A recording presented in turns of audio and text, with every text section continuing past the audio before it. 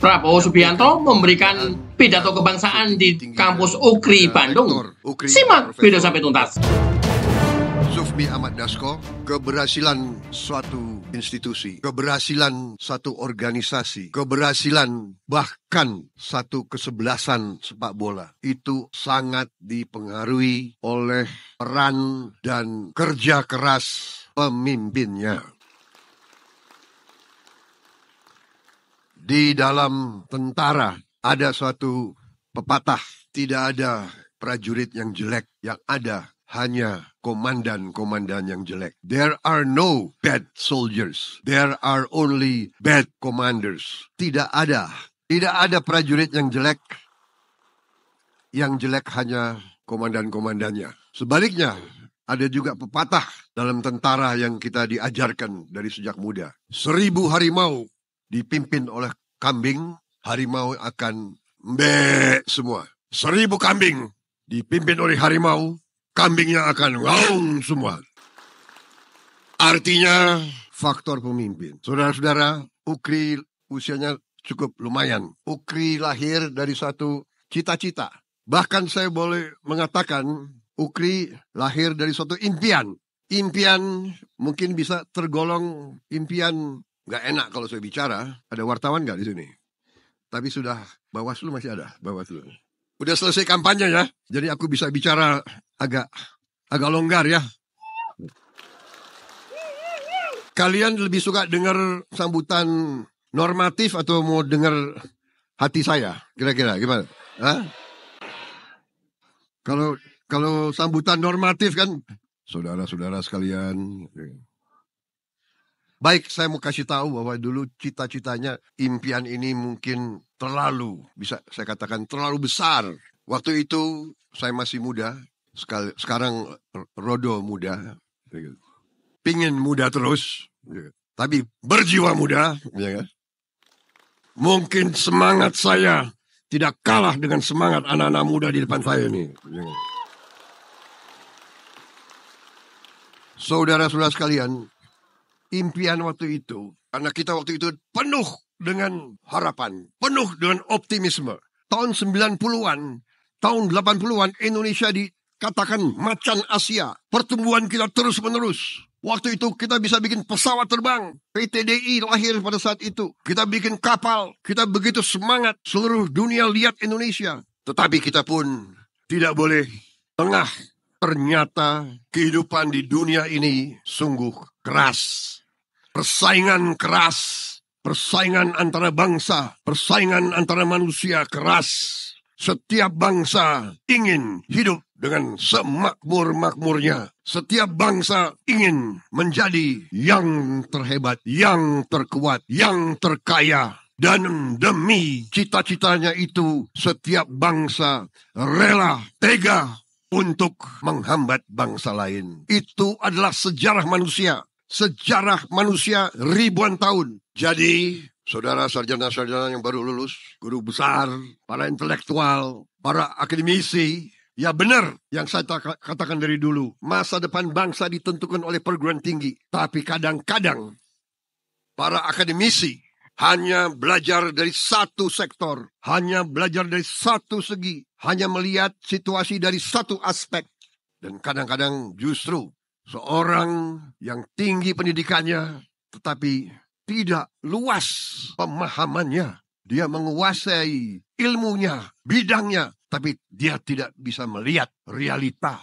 Contoh, kalau saudara belajar ilmu politik di fakultas, begitu saudara keluar lihat realita politik sebenarnya, mungkin saudara akan kaget. Realita kadang-kadang tidak sepenuhnya sesuai dengan ilmu yang ada di buku. Dan sering kita sebagai bangsa, kita kurang introspeksi, kita kurang waspada. Pemimpin-pemimpin kita, elit kita sering tidak waspada. Kita asik dengan kehidupan kita, dengan persaingan di antara kita, tidak melihat kenyataan sejarah bahwa tiap bangsa masing-masing berjuang untuk kepentingannya sendiri, dan tiap bangsa ingin unggul bila perlu dengan mengorbankan kepentingan bangsa-bangsa lain.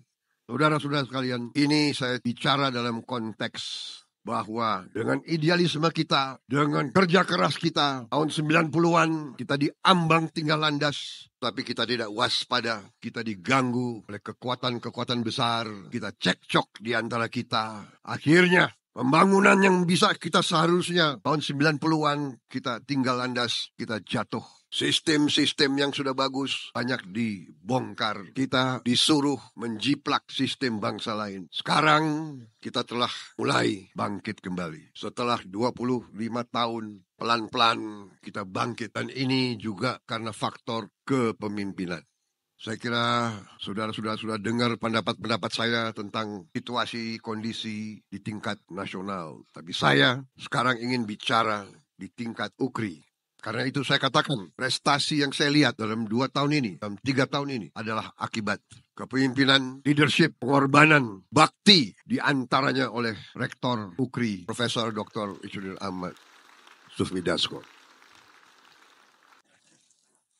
Kadang-kadang bangsa kita itu kalau melihat prestasi pelit untuk mengucapkan terima kasih. Saya, dengan pengalaman saya sadar kadang-kadang manusia itu cukup dihargai jerih payahnya, dia sudah puas. Tidak perlu diberi uang, tidak perlu diberi apa. Tapi saya perhatikan bangsa kita ini banyak di antara pemimpin-pemimpin kita ucapan terima kasih saja malas. Saya tidak mau seperti itu. Karena itu saya ingat hari ini harus saya ucapkan terima kasih kepada Rektor UKRI hari ini.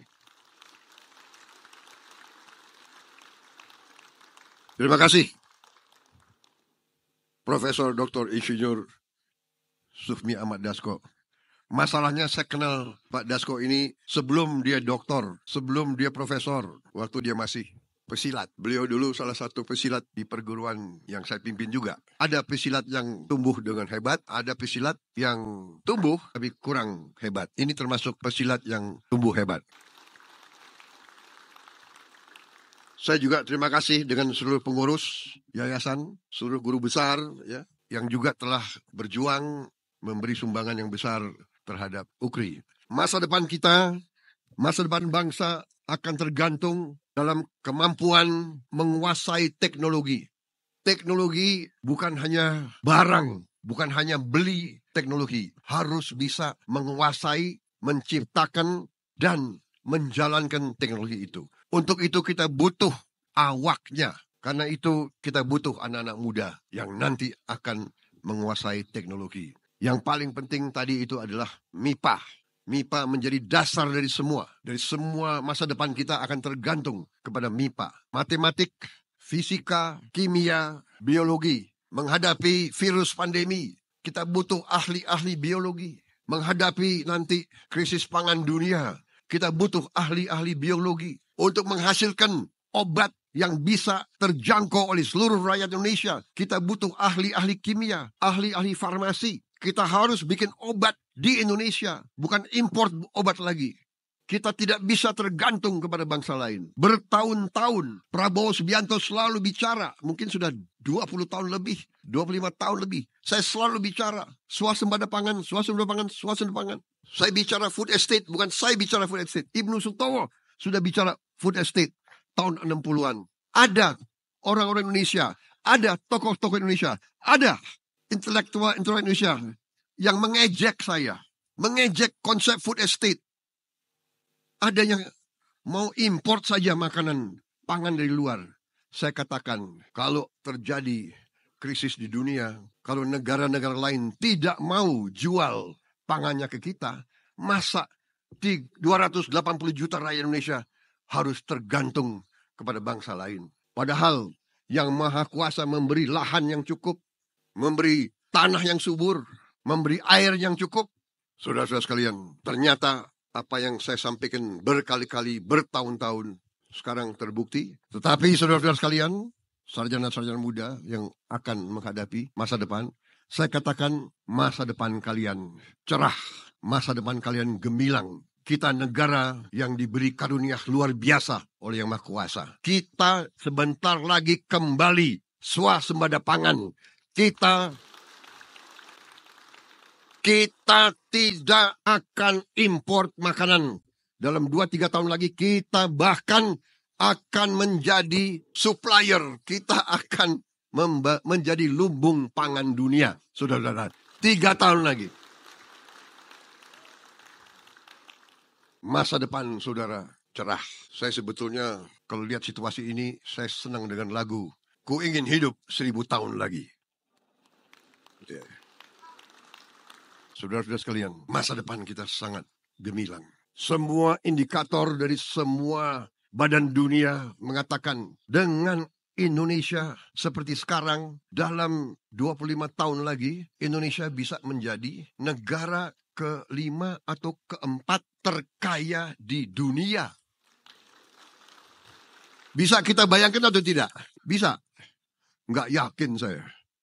Kita ini, ya, maaf, kita koreksi diri kita ya, bangsa kita. Kadang-kadang apakah karena dijajah terlalu lama dulu, kita terlalu kagum sama yang berbau luar negeri. Terlalu kagum. Kita punya ayam goreng enak, maunya ke Kentucky Fried Chicken. Tapi harus diakui, Kentucky Fried Chicken enak gitu loh. Tapi ya jangan selalu Kentucky Fried Chicken. Ya kan, saudara-saudara sekalian, koreksi. Kita kadang-kadang kurang percaya diri.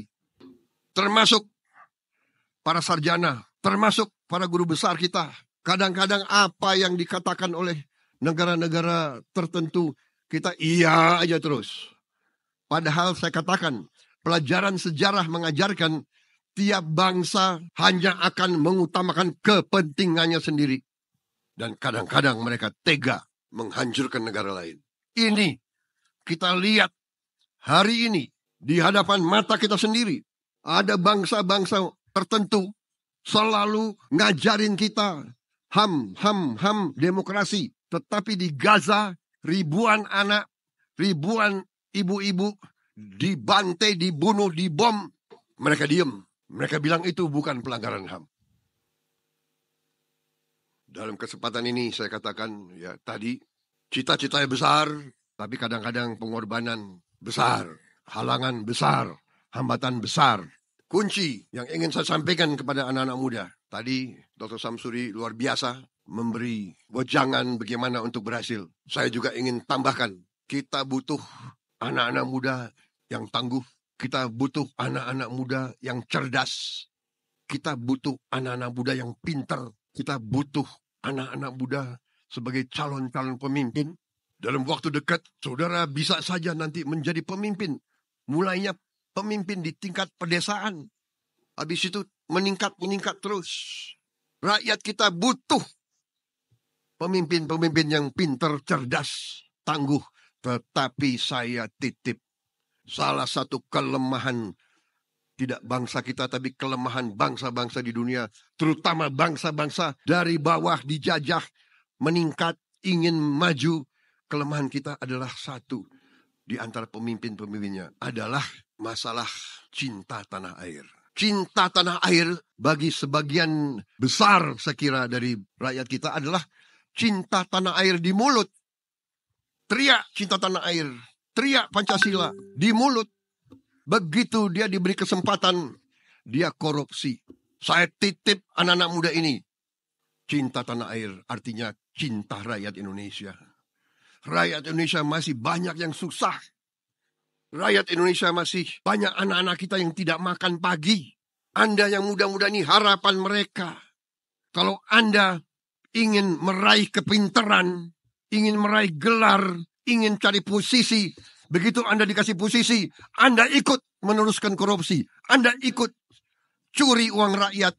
Anda ikut markup. Anda ikut manipulasi. Ya, karunia yang Tuhan berikan kepada kita, segala kekayaan kita nanti akan sirna. Korupsi adalah yang menghancurkan suatu negara. Korupsi yang akan membuat negara miskin. Saya titip sama anak-anak muda ini, jadilah pemimpin yang cinta rakyat. Cinta rakyat. Saudara, boleh inovatif, harus kreatif, harus cari kekayaan, tidak dengan merampok uang rakyat. Cari kekayaan, menciptakan kekayaan. Create wealth. Don't steal from our people. Create wealth. Banyak kesempatan. Begitu luar biasa kekayaan diberikan Tuhan kepada kita. Saya bicara dengan beberapa pengusaha beberapa hari yang lalu. Kelapa, kita adalah produsen kelapa terbesar di dunia. Produsen kelapa terbesar di dunia. Di sebuah negara tetangga kita ada 2.000 pabrik pengolahan kelapa. 2.000. Di mana bahan bakunya, kelapanya? Dari Indonesia. Di Indonesia mungkin kalau dihitung sekarang tidak lebih dari 4-5 pabrik pengolahan kelapa. Ternyata kelapa ini bisa bahan untuk macam-macam. Bahan untuk bikin roti, bahan untuk bikin macam-macam. Bahan untuk obat, suplemen. Ada 2.000 pabrik, masing-masing pabrik mempekerjakan dari 1.000 sampai 2.000 pekerja. Berarti 2.000 pabrik itu potensinya mempekerjakan 2 juta orang. Kelapanya dari kita.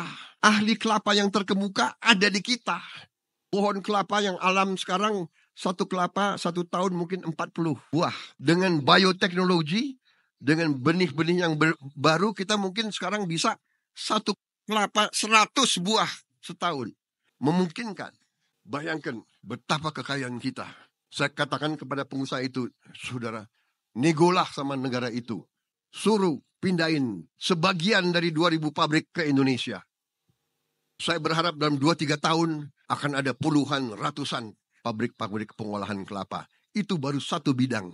Kita merencanakan 21 komoditas yang pabrik pengolahannya harus di Indonesia. 21.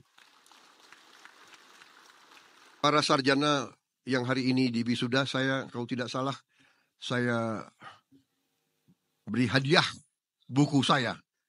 Sudah terima, saudara. Harus dibaca itu ya. Jangan dipajang aja. Rumput laut sekarang bisa mengganti pupuk kita.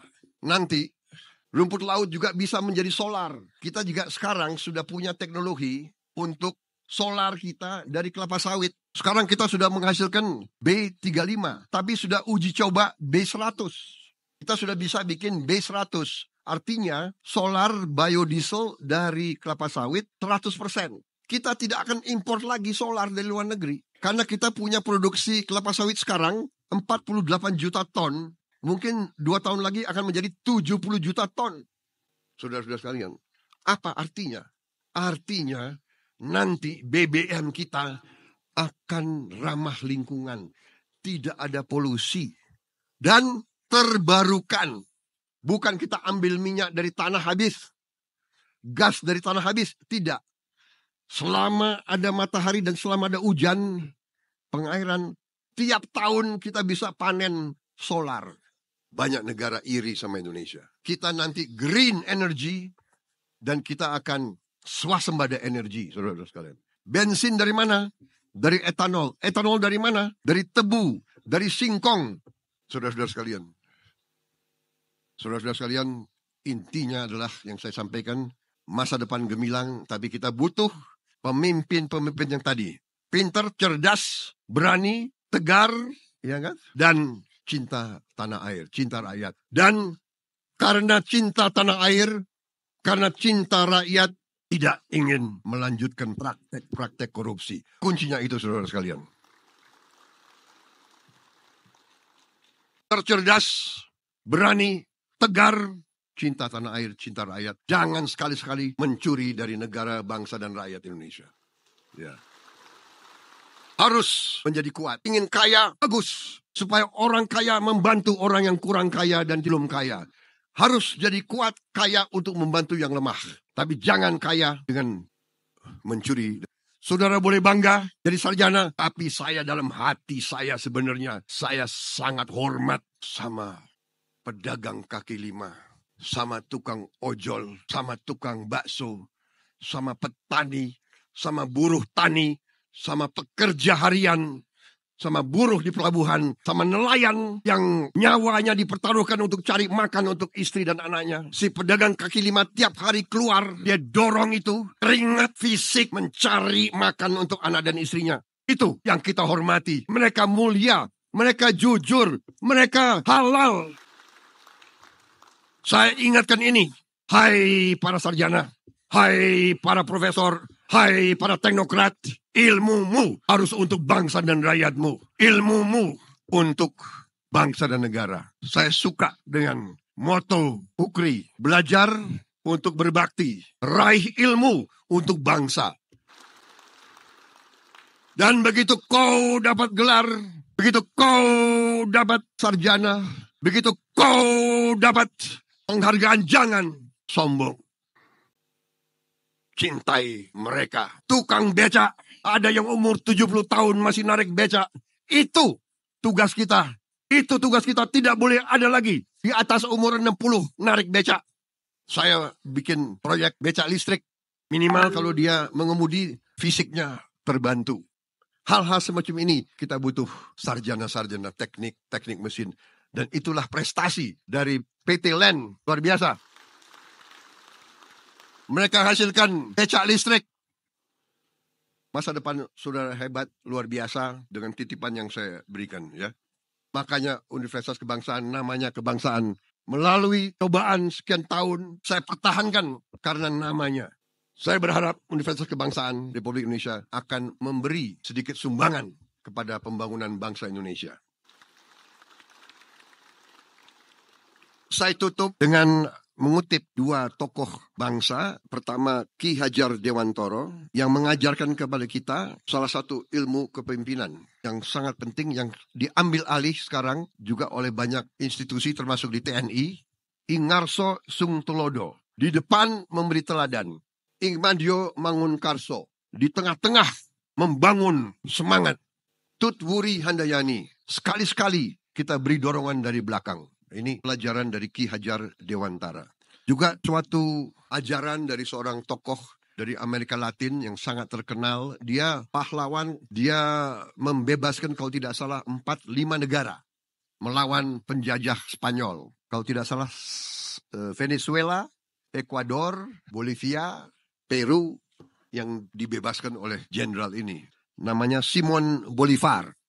Dia membebaskan, tetapi dia tidak mau. Kalau tidak salah dia sempat menjadi presiden mungkin sebentar, dia mengundurkan diri dan dia meninggal karena sakit. Tapi dia tinggalkan suatu pelajaran dan dia sekarang di Amerika Latin sangat dicintai, sangat dihormati. Pelajaran dia saya kira patut kita ingat. Kita kalau mau maju, kita harus belajar dari mana saja. Belajar dari siapapun yang baik. Suatu bangsa akan berjalan menuju kebesaran dengan cepat. Sesuai dengan kecepatan pendidikan mereka. Suatu bangsa akan terbang jika pendidikannya baik.